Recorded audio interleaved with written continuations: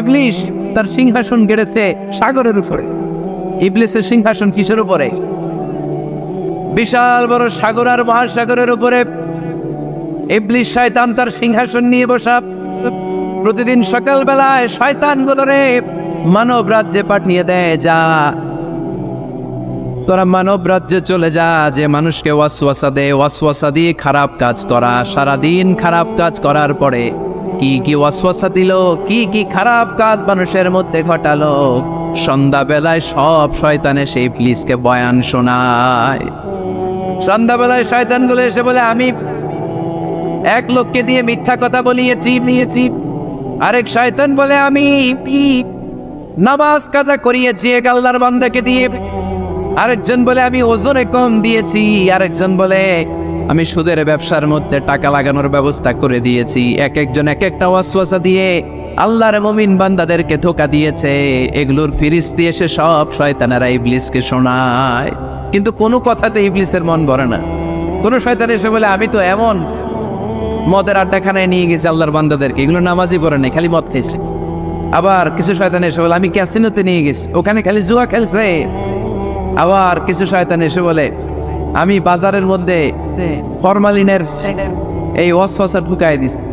একটার পর একটা শয়তানি ফিরিস্তি তারা ইবলিসকে শোনায়, কিন্তু কোনো কাজে ইবলিসের মন ভরাতে পারে না। একজন এসে বলে, আনা মা তারাকতুহু বাইনার রাজুলি ওয়া ইমরাআতিহি হাত্তা ফাররাকতু, আমি একজন ইমানদার নারী পুরুষের মধ্যে ঝগড়া লাগায়া ওই ঝগড়া বাড়াতে তালাক পর্যন্ত নিয়ে গেছে। নাউজুবিল্লাহ পড়বেন না? শয়তান এবার তার উপর খুশি হয়ে যায়। সব শয়তানগুলোকে ঠেলে ইবলিস এই শয়তানকে কাঁধে তুলে নাচতে শুরু করে দেয়। কারণ মুমিন বান্দার সংসার যদি ভেঙে যায় শয়তান খুশি হয়ে যায়, আর মুমিন বান্দার সংসার টিকে থাকলে খুশি হয়ে যায় কে? এজন্য নীলফামারীর ভাইরা, ঝগড়া করা যাবে না। দাম্পত্য জীবনকে সুখী করতে চাইলে ঝগড়াকে আমরা নো বলে দিব। ঝগড়া অনেক সময় হবে, কিন্তু এটাকে বাড়তে দেওয়া যাবে না, এটাকে আমরা স্পেস দিব না, ওইখানে থামায় দিতে হবে। রাজি আছেন তো সবাই? আল্লাহ রাসূল সাল্লাল্লাহু আলাইহি ওয়াসাল্লামের ফ্যামিলিতে ঝগড়া হতো। আম্মা জান আয়েশা রাদিয়াল্লাহু তাআলা আনহার সাথে আল্লাহ রাসূল সাল্লাল্লাহু আলাইহি ওয়াসাল্লামের ঝগড়া হতো, হাদিসে পাওয়া যায়। কিন্তু এগুলো ছিল মধুর ঝগড়া, সুন্দর ঝগড়া। সুবহানাল্লাহ পড়েন। আল্লাহর হাবিব বলেন, ইয়া আয়েশা ইন্নী লা আ'লামু ইযা কুনতি আন্নী রাদিয়া ওয়া ইযা কুনতি আলাইয়া গাদবা। ও আয়েশা, তুমি কখন আমার উপর রেগে থাকো সেটাও আমি বুঝি, আবার কখন খুশি থাকো সেটাও বুঝি। আম্মা যারা এসে বললেন, ইয়া রাসূলুল্লাহ, ইয়া হাবিবাল্লাহ, কেমন করে আপনি বুঝেন যে আমি আপনার উপর রেগে আছি, আবার কেমন করে আপনি বুঝেন আমি আপনার উপর সন্তুষ্ট আছি? বিশ্বনবী বললেন, আয়েশা, তুমি যখন আমার উপরে খুশি থাকো, আমার উপর যখন তুমি রাজি থাকো, তখন তুমি দোয়ার সময় এইভাবে দোয়া করো, ওয়া রব্বি মুহাম্মদ, মুহাম্মাদের রব, আপনি আমাদের সব গুনাহগুলো মাফ করে দেন। আর যখন তুমি আমার উপর রেগে থাকো, তখন তুমি আমার নামটা মুখ দিয়ে উচ্চারণ করো না।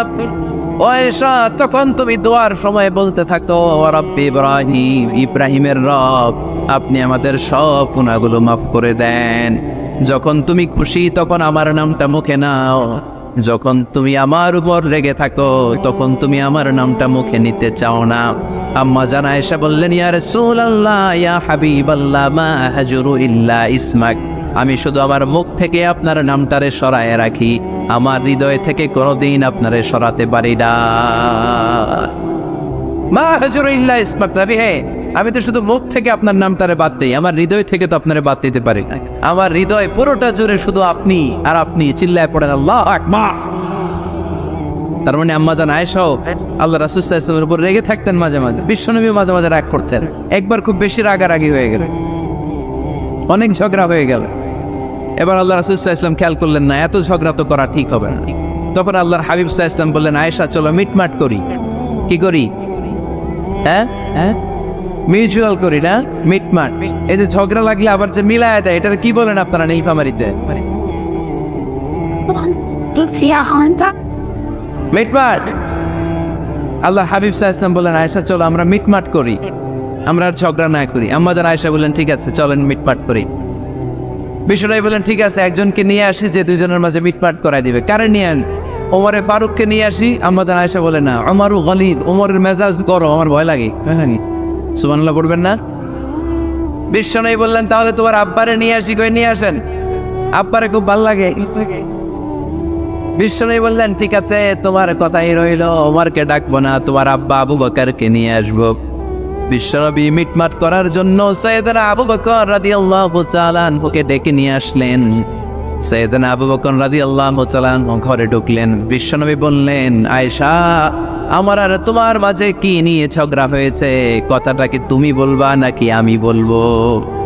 আম্মা জান আয়েশা বলেন, আপনি বলেন, তবে মিথ্যা বললেন না, যা ঘটছে ওইটাই বললেন। ওলা তাকুলিল্লাহ হাক্কান, যেটা সত্য ওইটাই বলবে, অন্য কিছু বলবেন না। আবু বকর রাদিয়াল্লাহু তাআলা আনহু তো শুনে রেগে মেগে আগুন। কি এত বড় সাহস, বিশ্বনবীর সামনে দাঁড়িয়ে তুমি এভাবে কথা বলো? এই আদব শিক্ষা দিয়েছি তোমাকে আমি। রেগে গেলেন। বিশ্বনবী কি সত্য ছাড়া মিথ্যা কিছু বলবেন? রেগে মেগে চিৎকার করে মেয়ের গালের মধ্যে দিলেন এক চপেটাঘাত। এক থাপ্পড় খেয়ে আম্মা জান আয়েশা উল্টায় পড়লেন। আবার মারার জন্য সাইয়েদনা আবু বকর রাগে গড়গড় করছিলেন, মেয়েরে আবার মারার জন্য উদ্যত হলেন। বিশ্বনবী অবস্থা ভয়ঙ্কর দেখে সাইয়েদনা আবু বকরের সামনে দুই হাত মেলে এইভাবে দাঁড়িয়ে গেলেন। বিশ্বনবীকে যখন আবু বকর রাদিয়াল্লাহু তাআলা আনহু দাঁড়াতে দেখলেন, সাইয়েদনা আবু বকর মুহূর্তের মধ্যে থেমে গেলেন। সুবহানাল্লাহ পড়েন। সাইয়েদনা আবু বকর রাদিয়াল্লাহু তাআলা আনহু ঘর থেকে বের হয়ে গেলেন। এবার বিশ্বনবী আম্মা জান আয়েশার কাছে যেয়ে বলেন, ও আয়েশা, দেখো আমি তোমারে মাইট থেকে বাঁচাইলাম। আমি না থাকলে তোমার বাবা তোমারে আসে শেষ করে ফেলতো, ঠিক কি না? আমি বাঁচাইছি তোমারে। ইয়া আয়েশা কাইফা রাআইতিনি আন খুসতুকি মিনার রাজুল, দেখছো আয়েশা কেমনে বাঁচাইলাম তোমারে? আজকে আমি না থাকলে এমন পিটতে দিতে তোমার বাবা একেবারে খবর হয়ে যায়। আম্মা জান আয়েশা লজ্জায় পড়ে গেলেন, হেসে দিলেন। বিশ্বনবীও হেসে দিলেন। সুবহানাল্লাহ পড়েন। দুইজনের এই হাসির আওয়াজ ঘরের বাইরে থেকে সাইয়েদনা আবু বকর শুনতে পেলেন। উনি শুনে তো অবাক, কিরে এতক্ষণ তৃতীয় বিশ্বযুদ্ধ, এখন আবার হাসে। ঘরে ঢুকলেন। ঘরে ঢুকার পরে আবু বকর রাদিয়াল্লাহু তাআলা আনহু বিশ্বনবীর বলেন, ইয়া রাসূলুল্লাহ, আশরিকানি ফি সিলমিকুমা কামা আশরাকতুমানি ফি হারবিকুমা। হে আল্লাহর রাসূল, আপনারা দুইজন ঝগড়া লাগলে মিটমাট করার জন্য আমারে যেমনি ডাকেন, আপনারা যখন সুখ আনন্দ আর হাসাহাসিতে ব্যস্ত থাকেন, ওই হাসির সময়গুলোতে শেয়ার করার জন্য তখনও আমার একটু ডাইকেন। পড়েন সুবহানাল্লাহ। ও নবী, শুধু ঝগড়ার সময় ডাইকেন না, শুধু মিলায় দেওয়ার জন্য ডাকবেন না। আপনাদের মধ্যে যখন সুখকর আনন্দময় হাসাহাসির মুহূর্তগুলো কাটে, ওই মুহূর্তগুলোতেও আমাকে এনে আপনারা শেয়ার করে দিয়েন। পড়েন সুবহানাল্লাহ। মুসনাদে আহমদ ইবনে হাম্বলের হাদিস। এই হাদিস প্রমাণ করে আল্লাহ রাসূল সাল্লাল্লাহু আলাইহি ওয়াসাল্লামের বড় ঝগড়া হতো স্ত্রীদের সাথে, তবে মধুর ঝগড়া, শিক্ষণীয় ঝগড়া। আওয়াজ করে বলতে হবে, ঠিক কি না? এজন্য ঝগড়া হবে, কিন্তু ঝগড়াকে বাড়তে দেয়া যাবে। তাহলে দাম্পত্য জীবন সুখময় করতে গেলে 1 নম্বরে স্যাক্রিফাইস, 2 নম্বরে ঝগড়াকে আমরা কি বলে দিছি আজকে? বলে গেছি ঝগড়াকে কি বলবো? নো। তাসলিমা নামে একটি মেয়ে হারিয়ে গেছে। ওসি সাহেব বলেছেন পিছনে পুলিশের কাছে যদি পাঠিয়ে দিতে পারেন ভালো হয়। ছোট্ট মেয়ে দেখলে জিজ্ঞেস করবেন তোমার নাম কি, যদি বলে তাসলিমা, 6 বছর বয়স, ওকে পাঠিয়ে দিবেন। 3 নম্বর, দাম্পত্য জীবন সুখময় করতে চাইলে দাম্পত্য জীবনের কোনো গোপন কথা কারোর সাথে শেয়ার করা যাবে না। এটা কবিরা কেউ না, এটাকে হারাম বলে ঘোষণা দিয়েছে কে? এটাকে বিষ্ণু বলেছেন আযমুল আমানা। স্বামী স্ত্রীর মধ্যে যে অন্তরঙ্গ মুহূর্ত কাটে, এই মুহূর্তগুলোর কথা কারোর সাথে শেয়ার করা যাবে? নীলফামারীর যুবক ভাইরা চিল্লায় বলে, এগুলো শেয়ার করা যাবে? বিষ্ণু বললেন খবরদার, এটা আযমুল আমানা। স্বামীর সবকিছু স্ত্রীর কাছে আমানত, স্ত্রীর সবকিছু স্বামীর কাছে আমানত। আবার বিষ্ণু বলেছেন, যারা স্বামী স্ত্রীর গোপন দাম্পত্য জীবনের কথা অন্যের কাছে শেয়ার করে দেয়, তারা হলো আশারুন নাস, পৃথিবীর মধ্যে সবচাইতে নিকৃষ্ট মানুষ। এরা নিকৃষ্ট, এদের চাইতে নিকৃষ্ট আর কেউ হতে পারে না। উলাইকা কাল আনআম বাল হুম আদাল। এরা পশুর চাইতেও নিকৃষ্ট, যারা স্বামী স্ত্রীর প্রাইভেট কথা, পার্সোনাল কথা মানুষের কাছে বলে বেড়ায়। আর সিবাহু হারাম, এই গোপনীয় সব কথাগুলোকে অন্যের কাছে প্রকাশ করা হারাম করেছে কে? চিল্লায় বলতে হবে কে? তাহলে খবরদার, নিজেদের দাম্পত্য জীবনের কোনো কিছু অন্যের সাথে শেয়ার করবেন। আমাদের বোনরা অনেক সময় একসাথে বসলে পেটের কথা, পিঠের কথা সব বলে ফেলায়, আছে না নাই? না বোনেরা, সব শেয়ার করলেও আপনাদের দাম্পত্য জীবনের কোনো কথা কখনো কারোর সাথে শেয়ার করতে পারবেন না। 4 নম্বর ফর্মুলা হচ্ছে অহেতুক সন্দেহ পরিহার করতে হবে। অনেক স্ত্রী আছে স্বামীরে খালি সন্দেহ করে, আছে না নাই? নীলফামারীতে এই সমস্যা নাই? আছে?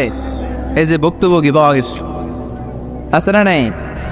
আছে। খালি সন্দেহ করে, এই তুমি ওদিকে তাকাইলে কেন, ওই বেডের দিকে তাকাইলে কেন, এই তোমার মোবাইল দাও, কারে ফোন দিলা দেখি, এই ফেসবুকের পাসওয়ার্ড দাও দেখি কি করছে, দেখি মেসেঞ্জারে কার সাথে চ্যাটিং করছে, আছে না নাই? এই যে অহেতুক সন্দেহ আপনার ফ্যামিলিটারে জাহান্নামের টুকরা বানায় দিবে। আবার অনেক স্বামী আছে স্ত্রীকে খালি সন্দেহ করে, এদিকে তাকালে সন্দেহ করে, ওদিকে তাকালে সন্দেহ করে, বাসায় থাকলেও সন্দেহ, বাইরে গেলেও সন্দেহ, এরকম আছে না নাই? না, অহেতুক সন্দেহ এটা পরিহার করবেন। এই সন্দেহ খুব খারাপ জিনিস। আমি ব্যক্তিগতভাবে অনেক কেস এরকম হ্যান্ডেল করেছি, এসে বলে হুজুর খালি সন্দেহ করে, এটা একটা রোগ। এটা কি আপনার ফ্যামিলিটারে শেষ করেছে। এজন্য অহেতুক সন্দেহ পরিহার করবেন। হ্যাঁ, সত্যি যদি পরকীয়ার কোনো ঘটনা ঘটে থাকে ওটা নিয়ে বসেন, ফেস টু ফেস কথা বলেন, ফ্যামিলি মিটিং করেন, সরাসরি সেটেল করার চেষ্টা করেন। কিন্তু অহেতুক সন্দেহ একটা রোগ। এই রোগ থেকে আল্লাহ তুমি দাম্পত্য জীবনকে বাঁচাও, আমরা আওয়াজ করে পড়বো আমিন।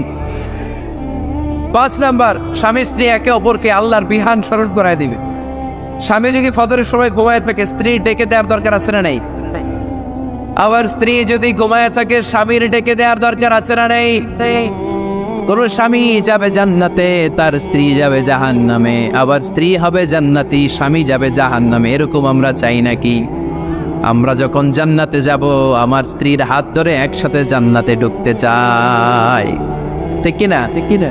আবার আমার স্ত্রী যখন জান্নাতে যাবে, সে একা ঢুকতে পছন্দ করবে?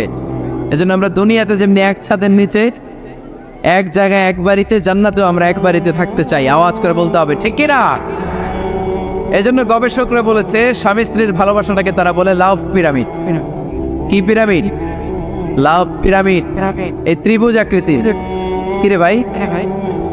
আচ্ছা, লাভ পিরামিড, ত্রিভুজ আকৃতি, ট্রায়াঙ্গেল।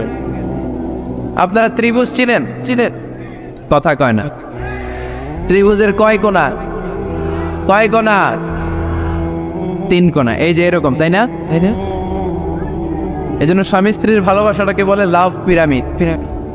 উপরে এরকম সমুদ্রের মতো না, উপরে থাকে আল্লাহ, আর ডানে স্বামী, বায়ে স্ত্রী। এই 2 কোণায় স্বামী স্ত্রী, আর উপরের কোণায় আল্লাহ। স্বামী স্ত্রী যদি আল্লাহর আনুগত্যের দিকে যেতে চায়, যতই তারা the couple come to Allah, they come closer to each other. তারা যদি আল্লাহর কাছাকাছি যায়, তারা নিজেরাও কাছাকাছি হয়, ঠিক কিনা? ঠিক কিনা? তারা আল্লাহর কাছে যেতে যেতে যেতে যেতে আল্লাহর ইবাদতে যদি একেবারে আল্লাহর কাছে চলে যায়, তারা নিজেরাও কাছাকাছি চলে যায়, ঠিক কিনা? ঠিক কিনা? আর তারা আল্লাহর আনুগত্য থেকে যত দূরে সরে, তারা নিজেরাও নিজেদের থেকে তত দূরে সরে পড়ে। চিল্লায় বলেন ঠিক কিনা? লাভ পিরামিড এটা। এই জন্য the closer the couple comes to Allah, the closer the couple comes to each other. Couple স্বামী স্ত্রী আল্লাহর ভালোবাসা নিজের মধ্যে যত গাঢ় করবে, আল্লাহর আনুগত্য যত বেশি করবে, আল্লাহর ইবাদত যত করবে, নিজেরাও তত কাছাকাছি আসবে। আর আল্লাহর যত বলবে, নিজেদের মধ্যে বড় বড় ফারাক করে দিবে কে? তাহলে এই 5টা বিষয় স্বামী স্ত্রীর উভয়ের উপর বর্তায়। এগুলো মেনে চললে দাম্পত্য জীবনকে সুখময় করে দিবে কে? আল্লাহ। এবার আমরা শুনবো আমাদের বোনদেরকে, যে ডান দিকে আমি শুনলাম আমাদের বোনদের বিশাল প্যান্ডেল, আছে না নাই? আজকে বোনদের দিয়ে শুরু করি। স্ত্রীদেরকে আল্লাহ কি দায়িত্ব দিয়েছে একটা ফ্যামিলিকে সুন্দর করতে, একটা দাম্পত্য জীবনকে সুন্দর করতে? স্ত্রীর 1 নম্বর দায়িত্ব হচ্ছে she should make a comfort to her husband. স্ত্রীর উচিত স্বামীর জন্য ঘরটাকে প্রশান্তির নীর বানিয়ে রাখা। কি বানিয়ে রাখা? প্রশান্তির নীর। স্ত্রী হওয়া উচিত এমন যাকে দেখলে স্বামীর চোখ জুড়ায়, স্বামীর প্রাণ জুড়িয়ে যায়, স্বামীর হৃদয়টা ঠান্ডা হয়ে যায়, ঠিক কিনা? আর স্ত্রীর দিকে তাকালে যদি মেজাজ গরম হয়ে যায়, মেজাজ খিটখিটে হয়ে যায়, ঝামেলা আছে না নাই? ঝামেলা আছে। এজন্য মেহরবানি করে আমাদের বোনরা যারা, এমন কোনো কাজ করবেন না যেটা স্বামীর মেজাজকে খিটখিটে করে দেয়। কারণ আল্লাহ তাআলা আপনাদেরকে তৈরি করেছে লিতাসকুনু ইলাইহা, স্বামী আপনার কাছে গেলেই যেন তার হৃদয়টা প্রশান্ত হয়ে যায়, ঠিক কিনা? অনেক স্ত্রী আছে না জেনে না বুঝে স্বামীর সাথে এমন খিটখিটে মেজাজ দেখায় যেটা স্বামীর জন্য মেনে নেওয়া কষ্টকর। আমি একটা জরিপে পড়েছি, পৃথিবীর অনেক স্বামী স্ত্রীর কারণে হার্ট অ্যাটাক করে মারা যায়। আছে না নাই? এই তো ভুক্তভোগী পাওয়া গেছে। স্বামীর জন্য একটা ত্রাস হয়ে দাঁড়ায় স্ত্রী, ত্রাস। অনেক স্বামী আছে স্ত্রীর এরকম আচরণের কারণে, অতিরিক্ত প্রেসার ক্রিয়েট করার কারণে স্ত্রীদেরকে ভয় পায়। অবশ্য নীলফামারীর কোনো স্বামী তার স্ত্রীরে ভয় পায় না। ভয় পায় স্ত্রীরে ভয় পান কে কে দেখি?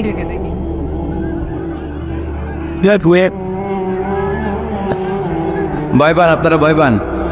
হ্যাঁ, এক অফিসের বড় সাহেব তার স্ত্রীরে খুব ভয় পায়, প্রচন্ড ভয় পায়। তো সে মনে মনে ভাবলো, দেখি আমার অফিসের যারা স্টাফ আছে, ম্যানেজাররা আছে, এরা কতটুকু ভয় পায়, এরা ভয় পায় কিনা। তো একদিন সকালবেলা অফিসের সব স্টাফগুলোর একসাথে দাঁড় করে বলতেছে, এই আপনারা যারা যারা আপনাদের স্ত্রীদেরকে ভয় পান তারা ডান দিকে যান, আর যারা স্ত্রীকে ভয় পান না এরা বাম দিকে যান। অফিসের সব কর্মচারী ডান দিকে চলে গেছে, সবাই ভয় পায়, একজন শুধু বাম দিকে। বাম দিকে কয়জন ভয় পায় না, আর যারা ভয় পায় এরা ডান দিকে, ডান দিকে সবাই। তো বড় সাহেব ভাবছে, আলহামদুলিল্লাহ আমার অফিসে একজন হইলেও বীর পুরুষ আছে। তো বীর পুরুষের কাছে যেয়ে বলে, ঘটনা কি, আপনি মোটেও ভয় পান না? কয়, স্যার প্রতিদিন অফিস করার জন্য যখন ঘর থেকে বের হয় আমার বউ আমারে বলে দেয়, খবরদার সবাই যে দিকে যায় তুমি কিন্তু ওই দিকে যাইবা না, সবাই যেদিকে যায় তুমি ওই দিকে গেলে খবর আছে। বড় সাহেবকে খবরদার, এটা তো আরো ডরায়, ঠিক কিনা? এজন্য বোনদেরকে বলবো, লিতাসকুনু ইলাইহা, এমন ভাবে আপনি আপনার স্বামীর সামনে নিজেকে প্রেজেন্ট করেন যাকে আপনাকে দেখলে আপনার স্বামীর চোখ জুড়িয়ে যায়, হৃদয়টা প্রশান্ত হয়ে যায়, আপনাকে দেখলেই আপনাকে ভালোবাসতে মনে চায়, ঠিক কিনা? এজন্য রব্বুল আলামিন বলেন, আমি নারীদেরকে তৈরি করেছি লিতাসকুনু ইলাইহা, যেন পুরুষেরা স্ত্রীদের সংস্পর্শ যখন পায় পুরুষদের হৃদয়টারে প্রশান্ত করে দেয় কে? রব্বুল আলামিন বলেছেন, খাদিজার জন্য জান্নাতে আমি এমন একটা ঘর বানিয়েছি যেই ঘরের মধ্যে কোনো বিশৃঙ্খলা নাই। খাদিজার জন্য জান্নাতে এমন একটা প্রাসাদ আমি বানিয়েছি যেই প্রাসাদের মধ্যে কোনো আওয়াজ নাই, কোনো কোলাহল নাই। কুরাইশদের মাঝে যখন দাওয়াত দিতেন সব বিশৃঙ্খলা ঝামেলা গোলমাল শেষ করে রাতের বেলায় যখন খাদিজার ঘরে বিশ্বনবী ঢুকতেন, বিশ্বনবীর হৃদয়টারে প্রশান্ত করে দিত কে? আম্মাজান খাদিজা বিশ্বনবী সাল্লাল্লাহু আলাইহি ওয়াসাল্লামের জন্য এমন ঘর উপহার দিয়েছেন যেই ঘরে বিশ্বনবী আসলে বিশ্বনবীর হৃদয়টা ঠান্ডা হয়ে যেত। সুবহানাল্লাহ পড়েন। অনেক স্ত্রী আছে স্বামী ঘরে ঢুকলেই ঘরে আটা নাই, রুটি নাই, চাল নাই, ডাল নাই, এটা লাগবে ওইটা লাগবে, ওখানে যেতে হবে, একটার পর একটা ফিরিস্তি বলে বেড়ায়, আছে না নাই? না, এটা করবেন না। আপনার কি লাগবে এই সব দায় দায়িত্ব আল্লাহ তাআলা স্বামীকে দিয়েছে, স্বামীকে জানাবেন, তবে ধীরে সুস্থে স্বামীর জন্য ঘরটাকে এমন করে রাখতে হবে যেন ঘরে ঢুকলেই স্বামীর হৃদয়টারে প্রশান্ত করে দেয় কে? এজন্য স্ত্রীর প্রথম দায়িত্ব ঘরটারে প্রশান্তির নীড় বানানো। এখানে কি আবার কি এখানে মারামারি দুই দল নাকি?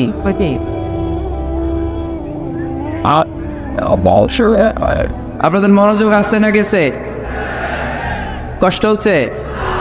হ্যাঁ, অনেক রাত হয়ে গেছে তো, প্রায় 10:30। হ্যাঁ, তাকবীর পড়েন, লিল্লাহে তাকবীর। তো কিছু লোক ওঠা বসা শুরু করলেন কেন? হ্যাঁ, 1 নাম্বার 2 নাম্বার 3 নাম্বার নাই তো আবার? হ্যাঁ, 1 নাম্বার নাকি পেশাব করা, 2 নাম্বার নাকি টয়লেটে যাওয়া, 3 নাম্বার নাকি এইটা। বিড়ি খান আপনারা? বিড়ি আর সিগারেটের সাথে মুসলমানের সম্পর্ক আছে না। কোন মুসলমান সিগারেট খেতে পারে, বিড়ি টানতে পারে? কারণ এটা এমন একটা খাবার যে খাবার টয়লেটে ঢুকেও খাওয়া যায়।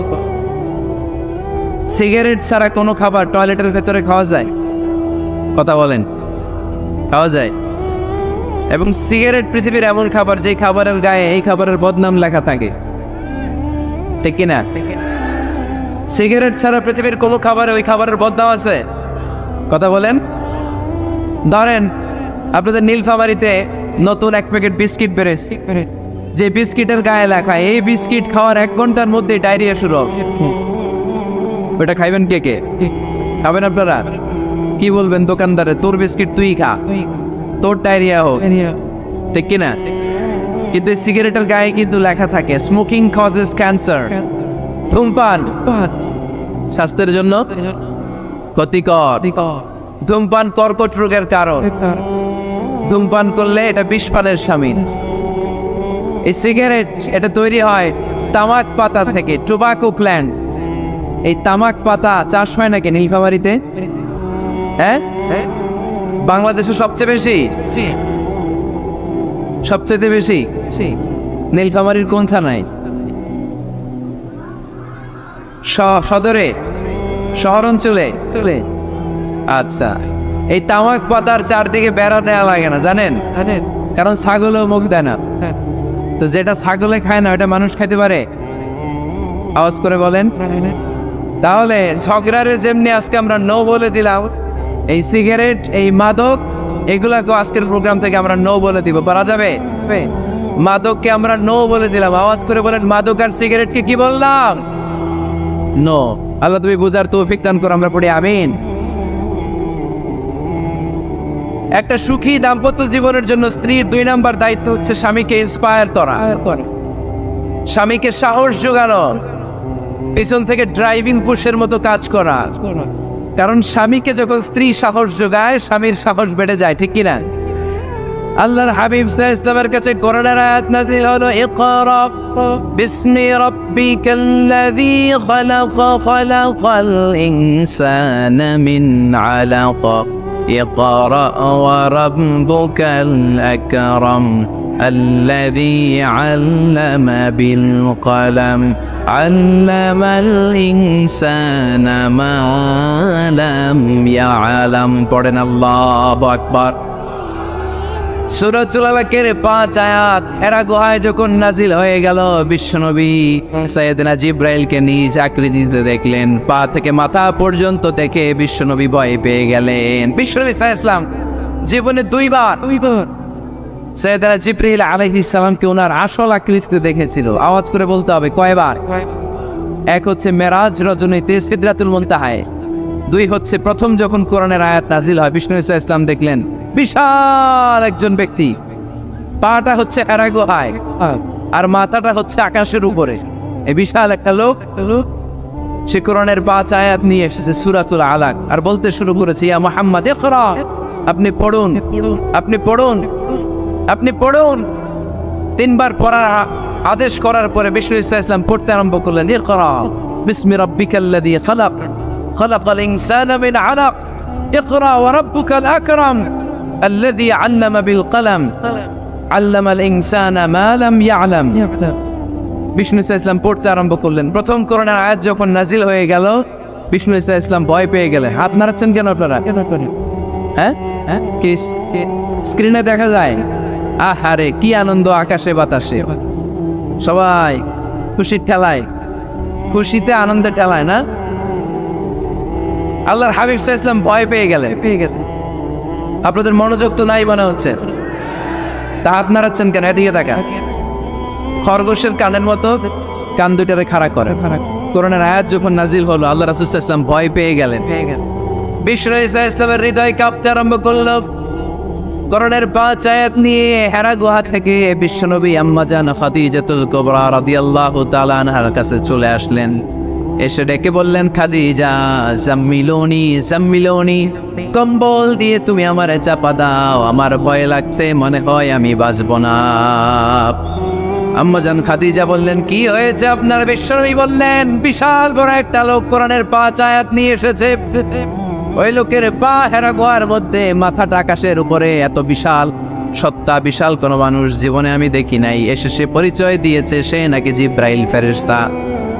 বিশ্বনবী বললেন, মনে হয় আমি বাঁচব না, আমার জ্বর চলে এসেছে, আমার হৃদয়ের মধ্যে কাঁপুনি শুরু হয়েছে, তুমি আমারে কম্বল দিয়ে চাপা দাও। আম্মা জান খাদিজা বললেন, ও নবী ভয় পাবেন না, আমার আল্লাহ কোনোদিন আপনারে অপমান করবেন না। সুবহানাল্লাহ পড়েন। ওয়াল্লাহি ওয়াল্লাহি লা ইউখজিকাল্লাহু আবাদা। নবী গো, আল্লাহ আপনার অপমান করবেন না, কারণ আপনার মধ্যে এমন এমন ভালো ভালো গুণ আছে, এই গুণাবলীগুলি যে মানুষের মধ্যে থাকে তাকে আমার রব কোনোদিন অপমান করতে পারে না। চিল্লায় বলেন ঠিক কি না? নবী হে, ইন্নাকা লা তাসিলুর রাহিমা, আপনি আত্মীয়তার সম্পর্ক বজায় রাখেন। ও নবী তাসদুকুল হাদিসা, সব সময় আপনি সত্য কথা বলেন। ওয়া তাহমিলুল কাল্লা, আপনি মানুষের বোঝা টেনে দেন।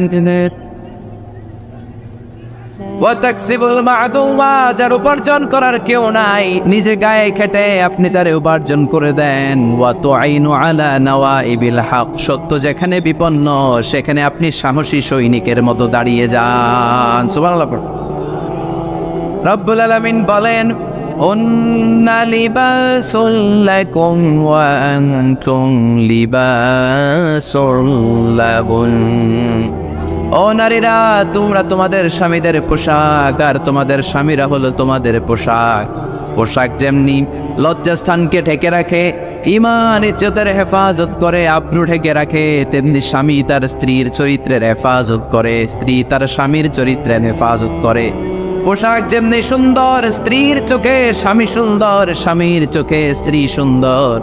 পোশাক যেমনি মানুষকে আরাম দেয়, প্রশান্ত করে দেয়, স্বামী আর স্ত্রী একে অপরের সংস্পর্শ পেলে তাদের হৃদয়টাও প্রশান্ত হয়ে যায়, ঠিক কিনা? এজন্য আল্লাহ তাআলা পোশাকের সাথে তুলনা করেছেন। পোশাক একে অপরের পোশাক, পোশাক চামড়ার সাথে লেগে থাকে না, আলাদা থাকে। কি থাকে? তার মানে স্বামী স্ত্রীর সম্পর্কটা এরকম মিলেমিশে ভালোবেসে একাকার, ঠিক কিনা? আর নিসাউ শাকাইকুর রিজাল, নারীরা পুরুষদের কাউন্টার পার্ট। নারী হচ্ছে পুরুষের সহযোগী। এই পৃথিবীর এই সভ্যতা, এই সিভিলাইজেশন, এই উন্নয়ন, এই ডেভেলপমেন্ট, এটা শুধু পুরুষরা করে নাই। এই উন্নয়নের অংশীদারিত্বে আমাদের বোনদের, নারীদেরও হাত আছে না নাই? এজন্য কাজী নজরুল বলেছেন, এ বিশ্বে যা কিছু সুন্দর চিরকল্যাণকর, অর্ধেক তার করিয়াছে নারী, অর্ধেক তার নর। চিল্লায় বলেন ঠিক কিনা? এজন্য এই মহাবিশ্বের এই সভ্যতায় আপনাদের যেমনি অবদান, আমাদের বোনদের অবদান আছে না নাই? স্বামী স্ত্রী এই দুজন মিলে এই বিশ্ব সভ্যতা তৈরি হয়েছে। এজন্য দুজনের মধ্যে সম্পর্ক হবে পোশাকের মতো। পোশাক যেমনি দেহের সাথে লেগে থাকে, স্বামী স্ত্রীর মধ্যে এরকম সুসম্পর্কের দরকার আছে না নাই? আচ্ছা, আজকে আমরা জানার চেষ্টা করব কি করে স্বামী আর স্ত্রীর মধ্যে এই সুসম্পর্ক বাড়ানো যায়, ইনক্রিজ করা যায়। কি করে আমাদের মধ্যে মারামারি, কাটাকাটি, ঝগড়া, ডিভোর্স এই রেটটা কমানো যায়, এ ব্যাপারে আমাদের জানার দরকার আছে না নাই? ইসলামী শরিয়া স্বামী স্ত্রী প্রত্যেককে ইন্ডিভিজুয়ালি আলাদা আলাদা কিছু দায়িত্ব দিয়েছে। স্বামীকে কিছু দায়িত্ব দিয়েছে, আবার স্ত্রীকে কিছু দায়িত্ব দিয়েছে, আবার উভয়কে কিছু দায়িত্ব দিয়েছে। আমরা শুরুতে স্বামী স্ত্রীর উভয়কে আল্লাহ তাআলা কি দায়িত্ব দিয়েছে এটা জানবো। তারপরে স্ত্রীদেরকে আল্লাহ তাআলা কি দায়িত্ব দিয়েছেন সেটা জানবো। সবশেষে স্বামীদেরকে আল্লাহ তাআলা কি দায়িত্ব দিয়েছে সেটা জানবো। এই দায়িত্বগুলো পালন করার মধ্য দিয়ে দাম্পত্য জীবনকে সুখময় করে দিবে কে? আল্লাহ। শুরুতে আমরা জানবো দ্য কালেকটিভ রেসপন্সিবিলিটি, যৌথ দায় দায়িত্ব কি আছে স্বামী আর স্ত্রীর, কেমন করে দাম্পত্য জীবনকে সুখময়, শান্তিময় করতে হয়। একটা দাম্পত্য জীবন কলহমুক্ত করতে চাইলে, সুখময় করতে চাইলে সর্বপ্রথম স্বামী স্ত্রীর যেটা খেয়াল রাখতে হবে সেটা হচ্ছে স্বামী স্ত্রীর উভয়ের স্যাক্রিফাইসের মানসিকতা থাকা লাগবে। স্যাক্রিফাইস, আওয়াজ করে আমার সাথে সাথে বলেন স্যাক্রিফাইস। এই স্যাক্রিফাইস ছাড়া দাম্পত্য জীবন টিকবে? দুইজনেই যদি ঝগড়া করে, দুইজনেই যদি রেগে যায়, ঝামেলা আসে না নাই? স্বামী রেগে গেলে স্ত্রীকে থেমে যেতে হয়, আবার স্ত্রী রেগে গেলে স্বামীকে থেমে যেতে হয়। স্বামীও যদি রেগে যায়, স্ত্রীও যদি রেগে যায়, তাহলে তৃতীয় বিশ্বযুদ্ধ বেঁধে যাবে, ঠিক কিনা? এই জন্য রেগে গেলেন তো হেরে গেলেন, রাগা যাবে না। স্বামী যদি রেগে যায়, স্ত্রী থেমে যেতে হবে। স্ত্রী যদি রেগে যায়, স্বামী থেমে যেতে হবে। এটাই দাম্পত্য জীবনের সুখ আর সমৃদ্ধির মূল ফর্মুলা। স্যাক্রিফাইস করতে হবে। এর কারণ আপনি যদি দোষ খুঁজতে শুরু করেন, দোষ ছাড়া পৃথিবীতে মানুষ নাই, ঠিক কিনা? No one is perfect in this world. এই পৃথিবীতে কেউই পারফেক্ট না। আপনি যে আপনার স্ত্রীর দোষ খোঁজেন, আপনারও দোষ আছে না নাই? আবার ভাবি যদি আপনার খালি দোষ খোঁজে, ভাবিরও দোষ আছে না নাই? না, এজন্য দোষ খুঁজবেন না, স্যাক্রিফাইস করেন, একটু মানিয়ে নিন। দাম্পত্য জীবনটা এরকমই, একটু ছাড় দিতে হয়, একটু মানিয়ে নিতে হয়। দাম্পত্য জীবনে কখনো মন খারাপ, কখনো মন ভালো, কখনো রোদ, কখনো বৃষ্টি, এই নিয়েই দাম্পত্য জীবন, ঠিক কিনা? তাহলে দাম্পত্য জীবনে যদি আমরা সুখ পেতে চাই, সকল নবদম্পতিকে বলবো একটু ছাড় দেওয়ার মানসিকতা বিল্ড আপ করেন, একটু মানিয়ে নেন, একটু ছাড় দেন, একটু মিলেমিশে চলেন, এক স্যাক্রিফাইস আমাদের জীবনটারে, আমাদের দাম্পত্য জীবনটাকে একটা জান্নাতি দাম্পত্য জীবন বানায় দিবে, ঠিক কিনা? দাম্পত্য জীবনকে সুখী করার 2 নাম্বার ফর্মুলা হচ্ছে ঝগড়া করা যাবে না। আপনারা ঝগড়া করেন নাকি? হ্যাঁ, বউয়ের সাথে ঝগড়া করেন না এরকম বিবাহিত পুরুষ কে কে আছেন দেখি এখানে? হাত তুলছে অনেকে, বিশ্বাস হয় আপনাদের? হ্যাঁ, অনেক ঝগড়া। হ্যাঁ, আচ্ছা, মেয়েরা বেশি করে? না না, এই মহিলা প্যান্ডেল আছে এদিকে, এদেরকে জিজ্ঞেস করলে বলবে সব দোষ আপনাদের, আর আপনারা দোষ দিচ্ছেন এদের। তো ঝগড়া করবেন না মেহরবানি করে, সম্মানিত ভাইরা, ঝগড়া করবেন না। কারণ এই ঝগড়া থেকে, সামান্য ঝগড়া থেকে অনেক সময় বিচ্ছেদের দিকে চলে যায় সম্পর্ক। ছোট্ট ঝগড়া থেকে যেতে যেতে ঝগড়া বাড়তে বাড়তে ডিভোর্সের দিকে গড়া, এরকম আছে না? নাই না, সামান্য ঝগড়া যদি বেঁধে যায়, শয়তান এটার মধ্যে বাতাস দেয়, এটারে বাড়াতে বাড়াতে শয়তান অনেক বড় করে। ইমানদারদের পরিবার ভেঙে গেলে শয়তান খুশি, আর ইমানদারদের পরিবার টিকে থাকলে আমার আল্লাহ খুশি। আমরা কার খুশি চাই? জোরে বলতে হবে, খুশি চাই কার? শয়তান সব সময় চায় ইমানদারদের ফ্যামিলি ভেঙে দিতে। Always it tries his level best to break down the relationship of a moving family. একদিন ইমানদারের ফ্যামিলি কি করে ব্রেক ডাউন করে দেয়া যায়? যেন ঝগড়াই করবো না আমরা। আপনি ঝগড়া করলে ভাবি যেন ঠান্ডা থাকে, ভাবি ঝগড়া শুরু করলে আপনি ঠান্ডা থাকবেন। ঝগড়া করা যাবে না, কিন্তু ঝগড়া হয়ে যায় ফ্যামিলিতে, এটাকে চেক দিতে হবে। ঝগড়া নিয়ে অনেক মজার মজার গল্প আছে, একটা গল্প দিয়ে আজকে শুরু করি। এক লোক মাহফিল শেষ করে 11টার দিকে বাসায় ফিরেছে। তো বাসায় ঢুকার আগে তার ওয়াইফকে ফোন দিয়েছে, ফোন দিয়ে বলতেছে, এই মাহফিল শেষ, আমি কিন্তু বাসায় চলে আসতেছি, শুরু করার আগে তাড়াতাড়ি দরজাটা খোলো। তো স্ত্রী আবার রাতের খাবার স্বামীকে ছাড়া খায় না, তো স্ত্রী দরজা খুলে দাঁড়ায় আছে, স্বামী বেচারা আসছে। আসার পরে স্ত্রীকে বলতেছে, এই শুরু করার আগে রাতের খাবার দিয়ে দাও, খেয়ে নেই। তো স্বামী ওয়াশরুম থেকে ফ্রেশ ট্রেশ হয়ে আসছে, স্ত্রী বেচারিও ডাইনিং টেবিলে খাবার দিয়েছে। এবার স্বামীও খেতে বসেছে, স্ত্রীও খেতে বসেছে। স্বামী আবার বলতে আরম্ভ করছে, শুরু করার আগে ফ্যানটা ছাড়ো, খুব গরম লাগতেছে। এবার তো স্ত্রী রেগে মেগে আসলেন, কি আসার পর থেকে শুরু করার আগে কি শুরু করার আগে? স্বামী বলতেছে, এই তো শুরু হয়ে গেল, এই শুরু হয়ে গেল। মানে কি? ঝগড়া। নীলফামারীর ভাইয়েরা, এটা শুরু করা যাবে না। শুরু করবেন আপনারা, ঝগড়া করবেন। আমাদের ফ্যামিলিগুলো থেকে ঝগড়াকে আজকে থেকে আমরা নো বলে দিলাম, মানে না। ঝগড়াকে কি বললাম? সবাই বলতে পারেন না, আওয়াজ করে বলেন, ঝগড়াকে আমরা কি বলবো? নো। ঝগড়া করা যাবে। শয়তান ঝগড়া বাদে দেখো উস্তাদ। সহিহ মুসলিমের হাদিস, ইন্না ইবলিসা ইয়াদাউ আরশাহু আলাল মা তুম্মা ইয়াবআসি। যারা চলে যায় ওনারা বেঁচে যায়, বিপদে পড়ে আছে আমরা, ঠিক কিনা? ওনাদের ওই পালাটা শেষ, কেউ থাকতে পারবে না। বিশ্বনবীও চলে গেলেন, বিশ্বনবীরও এই এন্তেকালের মৃত্যুর যে কষ্ট, এটা ভোগ করা লেগেছে, ঠিক কিনা? এজন্য কারো রেহাই নাই। আকসিরু যিকরা হাযিমিল লাযযাত, জীবনের সব স্বাদকে পানসা করে দেয় ওই কষ্টের বিষয়, মানে মরণকে বেশি বেশি স্মরণ করো। কিন্তু আমরা মৃত্যুর কথা বেমালুম ভুলে যাই। আমাদের লাইফস্টাইল দেখলে মনেই হয় না যে আমরা এই পৃথিবী ছেড়ে চলে যাব, ক্ষণিকের জন্য এসেছি। বিশ্বনবীর সাহাবারা বলতেন, যখন সকাল হয় সন্ধ্যার জন্য অপেক্ষা করো না, আবার যখন সন্ধ্যা পর্যন্ত পৌঁছবে পরদিন সকালের জন্য অপেক্ষা করো না, তার আগেই ডাক চলে আসতে পারে, ঠিক কিনা? আবার বিশ্বনবী বলতেন, নামাজে যখন দাঁড়াও সাল্লু সালাতান মুআত্তিআ, মনে করো এটাই তোমার জীবনের হতে পারে শেষ নামাজ। Perform the Salah as if this is your last and final prayer, এমনভাবে সালাত পড়ো মনে করো হতে পারে এটা জীবনের শেষ নামাজ। এজন্য কেউ থাকতে আসি নাই, চলে যাব। আমার নানা ভাই যেমনি চলে গেলেন আমরাও চলে যাব, ঠিক কিনা? শুয়ে আছেন আমাদের পাশেই, আমরা দোয়া করি আল্লাহ তাআলা ওনার কবরটাকে তুমি জান্নাতুল ফেরদাউসের বাগান বানাও, ওনার কবরের সাথে জান্নাতের একটা কানেকশন তৈরি করে দাও।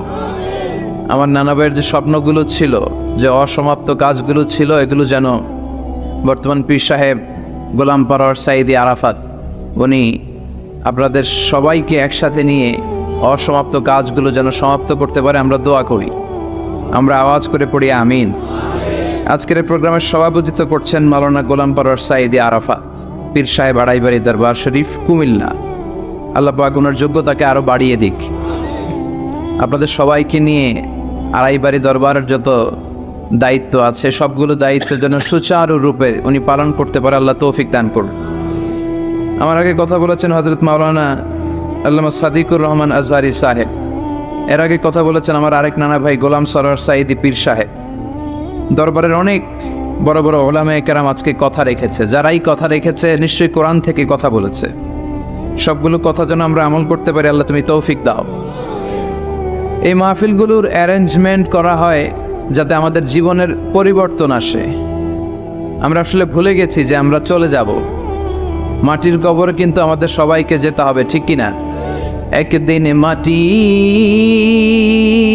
ভেতরে হবে ঘরে মন আমার, কেন বন্ধ দালান ঘর, প্রাণ পাখি উড়ে যাবে পিঞ্জর ছেড়ে,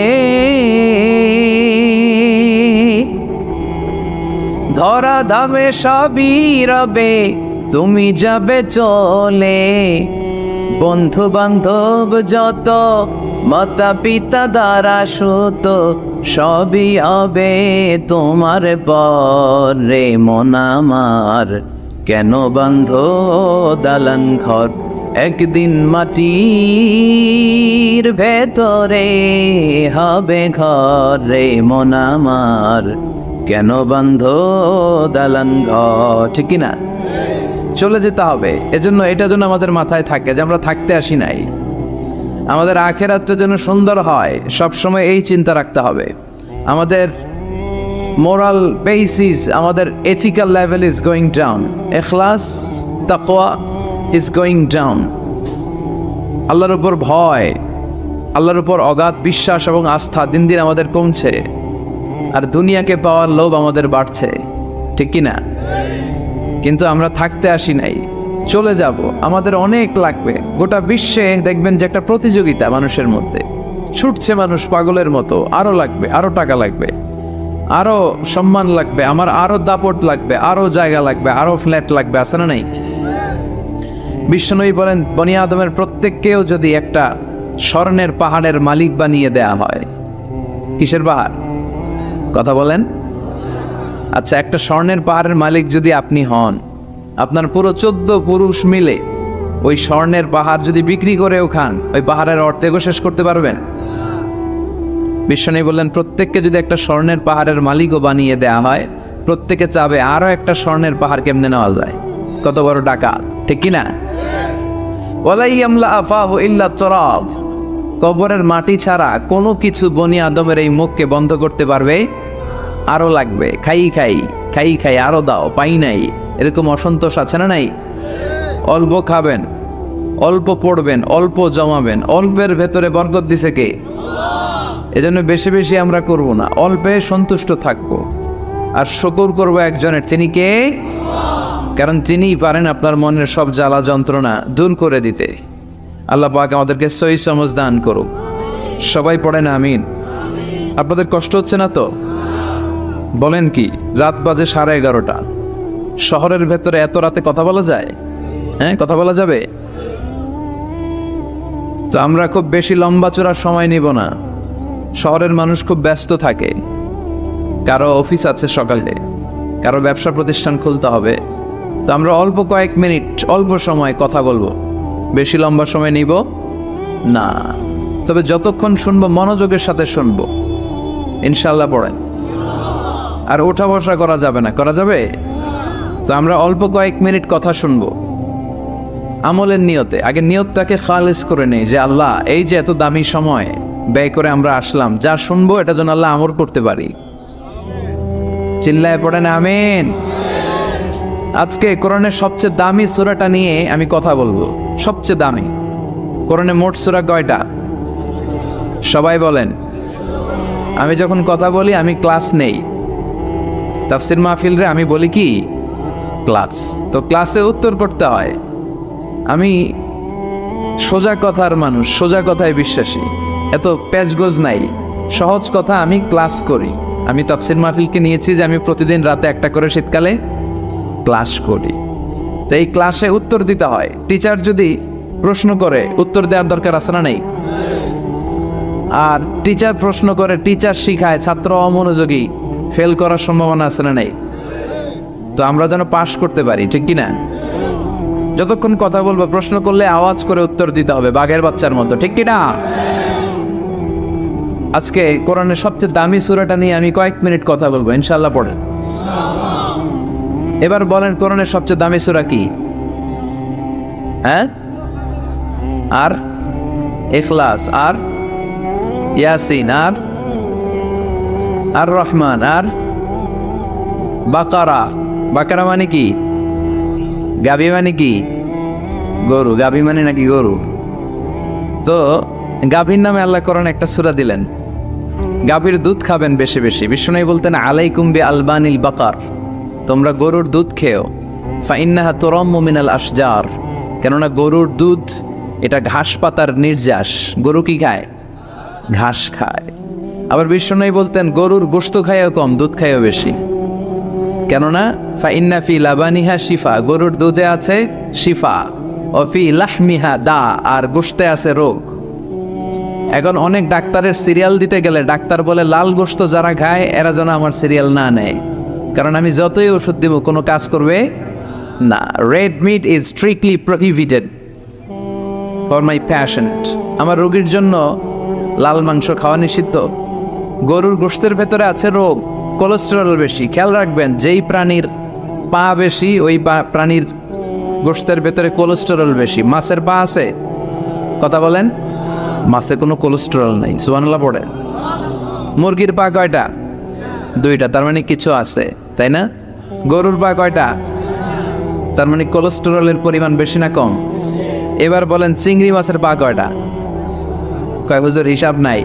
তাহলে কোলেস্টেরলেরও হিসাব নাই। এগুলো কম কম খেতে হবে, ঠিক কি না? তো এজন্য দুধ খেতে হবে বেশি। জান্নাতে যারা যাবে আল্লাহ তাআলা জান্নাতীদের জন্য 4টা শারাবান তাহুরা রাখবেন। ওয়াসাকাহুম রাব্বুহুম শারাবান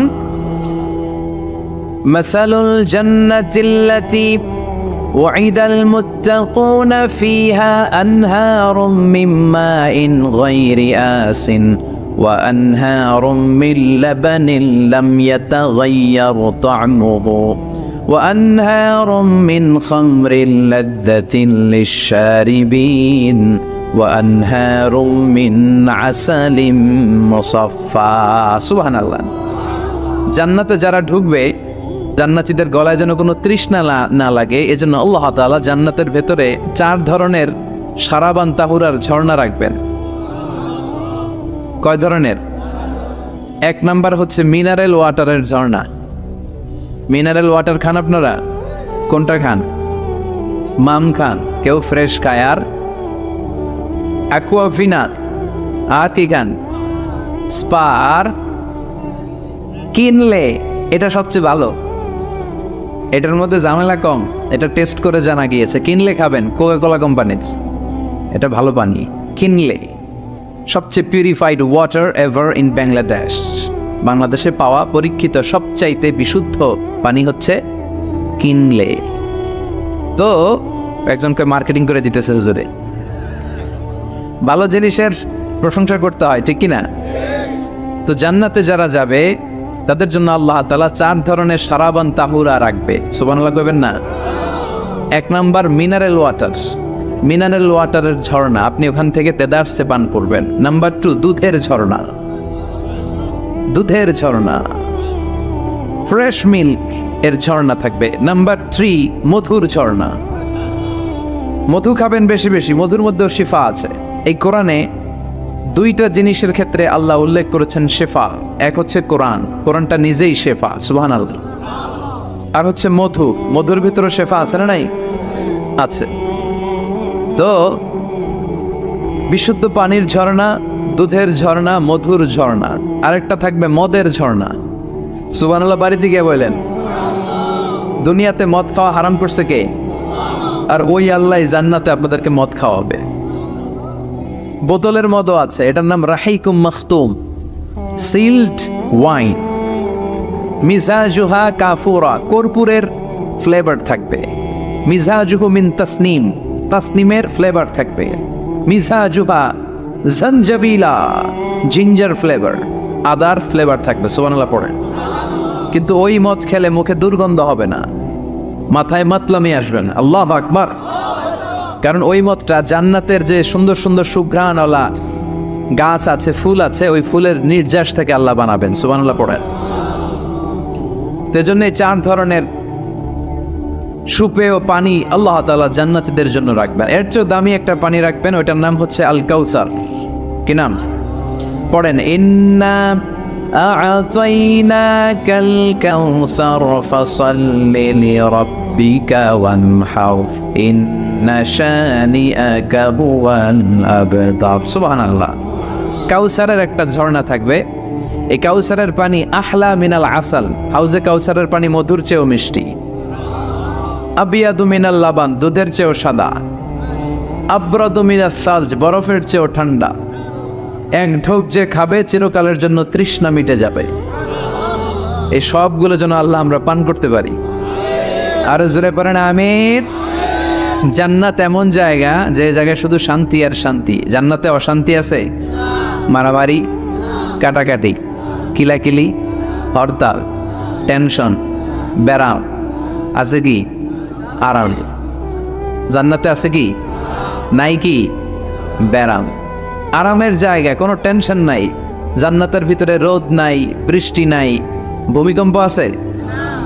দুনিয়াতে ভূমিকম্পের টেনশন হয় না? বন্যা আছে জান্নাতে? পুলিশের দৌড়ানি, র্যাবের দৌড়ানি আছে?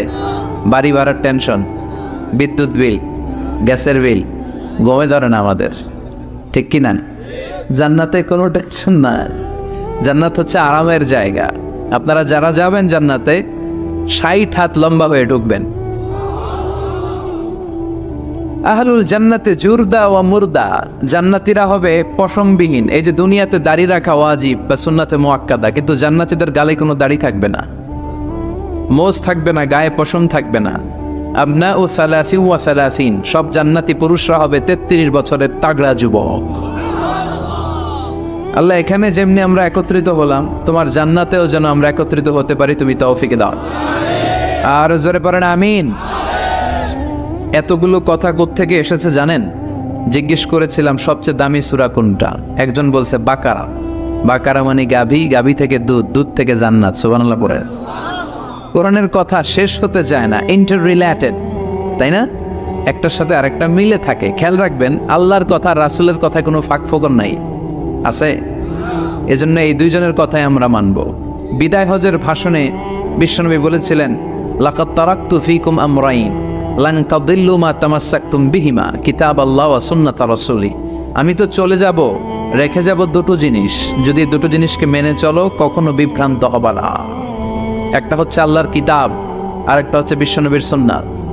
এই দুইটা আমরা আঁকড়ে ধরবো। রাজি আছেন তো? পৃথিবী যেদিকে যাক, আমি থাকবো দুইটা নিয়ে, ইনশাআল্লাহ। পড়েন। কোরআনের সবচেয়ে দামি সূরা কোনটা বলেন? ফাতিহা। কিছু বলতেছে ফাতিহা, পিছনের ভাইরা কি বলবেন? হ্যাঁ, ইয়াসিন। আর আচ্ছা, এবার বলেন, আমি সহজ করে দিই, বলেন কোন সূরা না পড়লে নামাজ হয় না? এবার ক্লু পাইছি, এবার ক্লু পেয়েছে। এই সূরা ছাড়া নামাজ হয় না। আমি যদি পড়াই হবে না, এই মসজিদের ইমাম সাহেব পড়াইলে হবে না, কিন্তু বাইতুল মুকাররমের খতিব পড়াইলে আবার হবে। হবে না? শাইখ আব্দুর রহমান সুদাইস পড়ালে তো হবেই। খাইছে কত বড় মুফতি দেখছেন, ফতোয়া দিয়ে দিচ্ছে জি না, আসলেই হবে না। কারণ এটা এমন সূরা, এই সূরা না পড়লে নামাজ হয় না। বিশ্বনবী বুখারীর বর্ণনায় বলেছেন, আ'যামুস সুওয়ার ফিল কোরআন, কোরআনের সবচেয়ে দামি সূরা। এটা আমার বানানো কথা না, সবচেয়ে দামি সূরা। এই সূরার মতো সূরা কোরআনে তো নাই, তাওরাতের ভেতরেও নাই। ইনজিলের ভেতরেও নাই, জাবুরের ভেতরেও নাই। 60টা মাত্র আয়াত। কয়টা? কার কার মুখস্থ নাই হাত তোলেন। সূরা ফাতিহা মুখস্থ নাই কার কার হাত তোলেন। হিন্দু ভাই নাই কেউ? আমাদের অনেক মাহফিলে হিন্দুরা আসে, হিন্দুদেরও মুখস্থ। সুবহানাল্লাহ কইবেন না? আমি একবার লঞ্চের ভেতরে তুফানে পড়ছিলাম, তো লঞ্চ ডুবে যাবে তুফানের ধাক্কায়। তো দেখলাম লঞ্চের ভেতরে শুধু মুসলমানরাই জিকির করে না, হিন্দুরাও জিকির করে। তুফান থেমে যায়, জিকিরও থেমে যায়। কত বড় ডাকাত! তুফান শুরু, জিকিরও। সবার মুখে এক চিৎকার, বাঁচাও। আমি বললাম কে বাঁচাবে? হুজুর আমনে। ভাবছে আমি দোয়া কালাম পড়লে বেঁচে যাবে, তো আমি বললাম আমি যে বাঁচাবো, আমারে বাঁচাবে কি? মনে রাখবেন, কেউ বাঁচাতে পারে না, একজন ছাড়া। চিৎকার করে বলতে হবে তিনি কে। কোরআনের সবচেয়ে দামি সূরার নাম সবাই বলেন। এই সূরাতুল ফাতিহার মাত্র 7টা আয়াত। কয়টা আয়াত? এই 7টা আয়াত নিয়ে কয়েক মিনিট একটু আল্লাহর রাস্তায় কুরবানি করা যাবে না? কান দুইটা খরগোশের মতো খাড়া করে, খরগোশ কান খাড়া করে শোনে, এজন্য খুব পিন ড্রপ সাইলেন্ট, পিন পতন নীরবতাও খরগোশ কান দিয়ে শুনতে পায়। এই সূরাটা হচ্ছে আউয়ালু সূরা নাযালা কামিলান মিনাল কোরআন, কোরআনের সর্বপ্রথম নাজিল হওয়া পূর্ণাঙ্গ সূরা। এই সূরার আগে কোন সূরা পূর্ণাঙ্গ একসাথে নাজিল হয় নাই। কোন সূরার 5 আয়াত, 10 আয়াত, 20 আয়াত। আপনারা যে এখন সুন্দর কোরআন দেখতেছেন, বিশ্বনবীর সময় কি এই কোরআন ছিল? না। 23 বছরের লম্বা জিন্দিগিতে বিশ্বনবীর কাছে এই কোরআন নাজিল হয়েছে। পরবর্তীতে এটার কম্পাইলেশন করা হয়েছে, scripture, holy scripture, the Quran, whereof there is no doubt, no suspicion in it, and a guidance to those who are muttaqin. এটা এমন বই যেটাতে আল্লাহ কোনো ভুল রাখে নাই, মুত্তাকিনদের জন্য এটা পথ নির্দেশিকা হিসেবে আল্লাহ পাঠিয়েছে। পড়েন সুবহানাল্লাহ। তো সূরাতুল ফাতিহার আগে অনেক সূরা নাজিল হয়েছে, কিন্তু একটু একটু করে, পুরোটা একসাথে না। এই সূরাটা পুরোটা একসাথে সর্বপ্রথম নাজিল হয়েছে। এজন্য এই সূরাটারে আবার বলে ফাতিহাতুল কিতাব, মানে preface of the book, introductory সূরা। কোরআনটা খুললেই সর্বপ্রথম আপনার নজরে যে সূরাটা পড়বে, সূরাটার নাম সবাই বলেন সূরাতুল ফাতিহা। আবার বিশ্বনবী এটাকে বলেছেন কোরআনের মা। কি বলেছেন? চমৎকার একটা ইনফরমেশন না? মনে রাখতে হবে। তাহলে কোরআনের মায়ের নাম কি? মনে থাকবে? বলেন তো, সকল পৃথিবীর সব শহরের জনপদের মায়ের নাম কি? মাক্কাতুল মুকাররমা। তেমনি কোরআন আল কারীমের মায়ের নাম হচ্ছে সূরাতু আল ফাতিহা। এরপরে বিশ্বনবী বলেছেন এই সূরাটা হচ্ছে সূরাতুল ওয়াফিয়া, অখণ্ড সূরা। এই সূরাকে খণ্ড খণ্ড করে পড়া যায় না। কেউ প্রথম রাকাতে সূরাতুল ফাতিহার অর্ধেক, দ্বিতীয় রাকাতে বাকি অর্ধেক যে পড়ছে হইছে। কিন্তু কেউ প্রথম রাকাতে সূরা আর রহমানের 10 আয়াত, পরের রাকাতে বাকি 10 আয়াত। কোনো সমস্যা আছে? সমস্যা নাই। তার মানে এই সূরার নাম সূরাতুল ওয়াফিয়া, অখণ্ড সূরা। মানে এই সূরাকে খণ্ড খণ্ড করে পড়া যায় না, পড়লে পুরোটাই পড়তে হয়। সুবহানাল্লাহ পড়েন। আবার এই সূরার আরেকটা নাম হচ্ছে সূরাতুদ দুআ, দোয়ার সূরা। কিসের সূরা? কেমন করে আল্লাহর কাছে প্রার্থনা করতে হয়, দোয়া করতে হয়, ফরিয়াদ করতে হয়, সে কথা এই সূরার ভেতরে আছে না নাই? কারণ এই সূরাতে আমরা প্রতিদিন একটা দোয়া করি, ইহদিনাস সিরাতাল, মানে কি? আল্লাহ আমাকে সরল সঠিক পথ দেখাও। আমাদেরকে পথ দেখায় কে? চিল্লায় বলেন। আমি যদি কোনো দিন পথে ভুলে যাই, হাত ছানি দিয়ে কাছে নিও, মমতার বন্ধনে আমায় বেঁধে সব ভুল ক্ষমা করে দিও। আমি যদি কোনো দিন পথে ভুলে যাই, হাত ছানি দিয়ে কাছে নিও, মমতার বন্ধনে আমায় বেঁধে সব ভুল ক্ষমা করে দিও। পড়ে না আমি। আমরা যদি পথ ভুলে যাই, আমাদের পথ দেখায় কে? এজন্য এই সূরাটার নাম সূরাতুদ দুআ, প্রার্থনার সূরা। কেমন করে আল্লাহর কাছে প্রার্থনা করতে হয় এই সূরার ভেতরে আছে না নাই? এরপরে এই সূরার নাম হচ্ছে সূরাতুস সালাহ, নামাজের সূরা। কিসের সূরা? সব সূরা ছাড়া নামাজ হয়, সূরাতুল ফাতিহা ছাড়া নামাজ হয়? বিশ্বনবী বললেন লা সালাতা লিমান লাম ইয়াকরা বিফাতিহাতিল কিতাব। যে সূরা ফাতিহা তার নামাজে পড়ে না, তার নামাজ আল্লাহর দরবারে কবুল হয় না। এরপরে বিষ্ণু বলেছেন এই সূরার নাম সূরাতুশ শিফা। সূরাতুশ শিফা, শেফার সূরা, আরোগ্য লাভ করার সূরা। অসুস্থ ব্যক্তির গায়ে এই সূরা পড়ে ফু দিলে সুস্থ করবে কে? বিশ্বাস হয়? বিশ্বাস হইতে হবে, ঈমান থাকতে হবে। ঈমান যদি পাক্কা হয় তাইলে কাজ করবে, তা না হইলে কাজ করবে না। অনেকে বলে হুজুর আমি তো কত সূরা ফাতিহা পড়ে ফু দিলাম, কই আমার পেটে ব্যথা তো ভালো হয় না। যেটা কইছে তুই একটা ডাকাত, ঠিক কি না? ওর ঈমান নাই, ওর ঈমানে ঝামেলা। ফু দেওয়ার মধ্যে বেশ কম আছে না নাই? কিছু লোক আছে সারাদিন ফু দিলে মোমবাতি নিবে না, আর কিছু লোক আছে ফু দিলে পানিতে আগুন ধরে যায়।